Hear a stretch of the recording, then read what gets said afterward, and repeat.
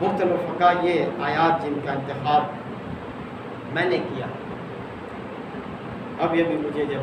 مجیب بھائی نے بتایا کہ آپ نے یہ لکھا، 5 چیزیں ہیں جن میں اللہ تعالیٰ کی طرف سے آزمائش ہوتی ہے ہر شخص کو، اور تاکیداً فرمایا وَلَنَبْلُوَنَّكُمْ، ضرور تمہیں آزمایا ہے۔ یہ لام جب داخل ہوتا ہے کسی فعل پر تو اس میں تاکید ہوتی ہے کہ لازمی ایسا ہو، یعنی یہ ہو نہیں سکتا کہ ایسا نہ ہو۔ تو وَلَنَبْلُوَنَّكُمْ، تمہیں ضرور آزمایا جائے گا، من الخوف، خوف میں مبتلا کر کے، والجوع، بھوک سے دوچار کر کے، فاقہ کشی میں مبتلا کر کے، والنقص من الاموال، مالوں میں کمی کر کے، والانفس، جانوں میں کمی کر کے، والثمرات، 5 چیزیں ہیں، اور پیداوار میں کمی کر کے، ثمرات میں کمی